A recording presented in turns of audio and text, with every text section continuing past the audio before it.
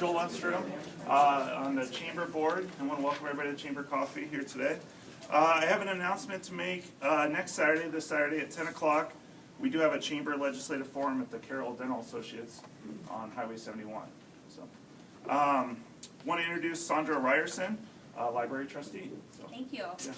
Yes, I'm the Vice President of the Trustee Board. Jacob Fiskus is our President currently, but he was not able to be here. He's on vacation, so I was happy to take his place.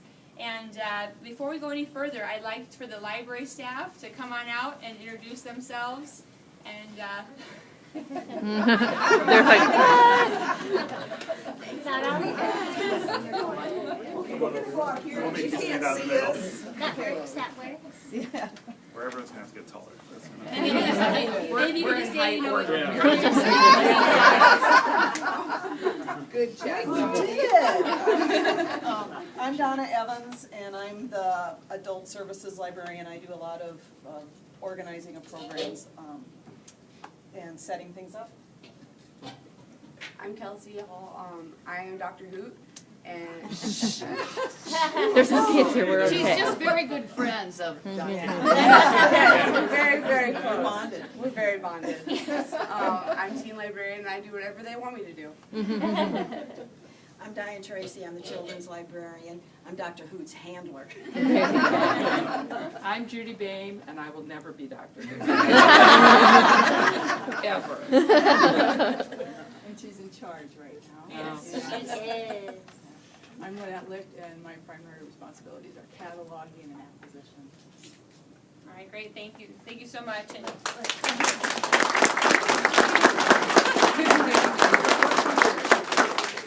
next, I'd like to introduce CJ Niles and Glenn Babb, who are from the Friends, and they're going to talk about the countywide book read we're doing right now. Hi, I'm Glenn Babb. Welcome you all. Thanks for coming out this morning. Thanks for joining us at the library. This is my little one. She loves the library. Yeah. First and foremost, just welcome the trustees and if anyone else is here, and also the foundation, and like Sandra said, with the staff too. Carroll County Reads, everyone on the same page.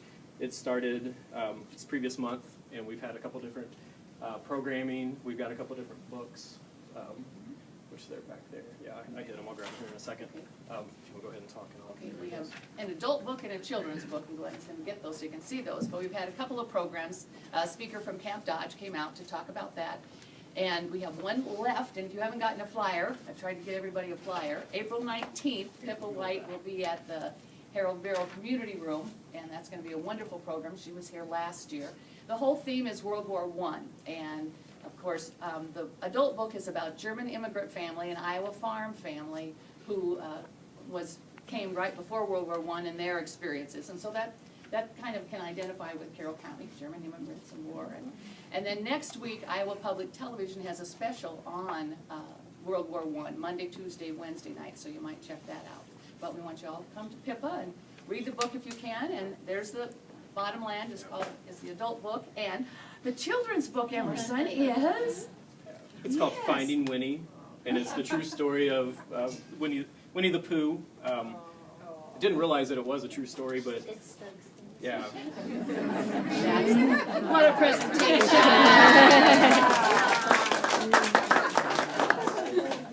And we also have a movie too that's available to check out. This is, like CJ said, the start of the Great War. It was the 100th year anniversary of the United States entering into the Great War, into World War I.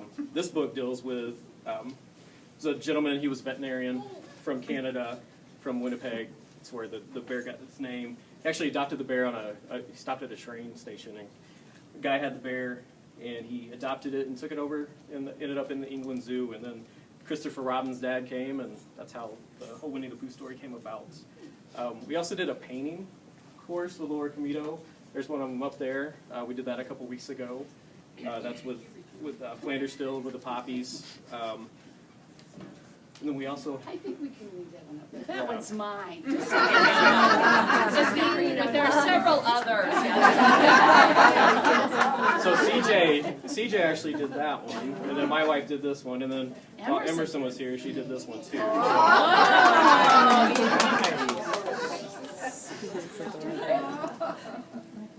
Thank you. Great. Next, I'd like to introduce Janet Augie. Janet is a library trustee as well, and we were blessed to have Janet be able to take over our STEM program we did this past winter. And I'd like Janet, it was a huge success, so I'd like Janet to speak about that, please. Good morning. As she said, my name's Janet Augie. I taught for 12 years previously, so that's the reason they asked me to kind of step in and help with STEM, because we just got a grant this year that afforded us a big STEM cart. And for those of you not familiar with STEM, STEM stands for Science, Technology, Engineering, and Mechanics. So it kind of brings those kids in and gives them an opportunity to experience and explore without a step-by-step direction. So they're giving an idea or a plan and then asked to execute it or solve it. So over a course of about 8 classes, thank you, Miss Donna. Over 8 classes, we had the kids explore, and we had roughly, how many kids come? 16. About 16 afforded us the space. You see our space back there, the tables. It made those 16 a pretty tight quarters. So we maneuvered well, and sadly we had to kind of cap it off at 20 was our max to allow for patrons to still be able to function in the space as we were here. So, but the kids highly enjoyed it, and they are looking forward to doing it again, as are we. And I would say if you're interested in what we have, go ahead and look through the drawers. Sure, it's right here. That's our grant. And the kids absolutely love the snap circuits. I mean, that was like a hit. Oh. When one opened it up, then they looked and that one's doing that, then they all kind of hovered, so that was a hit. And we had kids sewing Oh, and yes. running a drill and glue gunning it up. Doing some plastic ironing to see what it shrinks into.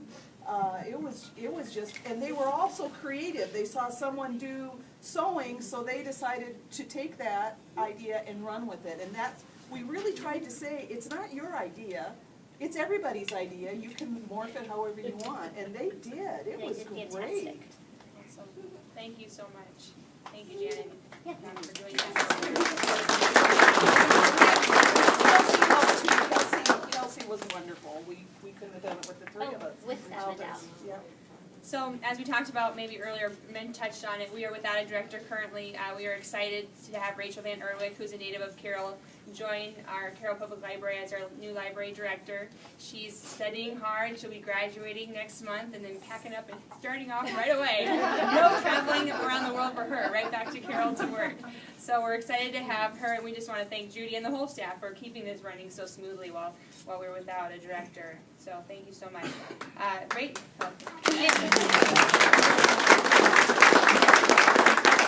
Rachel's really excited to keep going with our programming. Our programming has just been tremendous these last couple years. Brandy Ledford's been a huge part of that as our previous director. Our programming grew by 18% last year.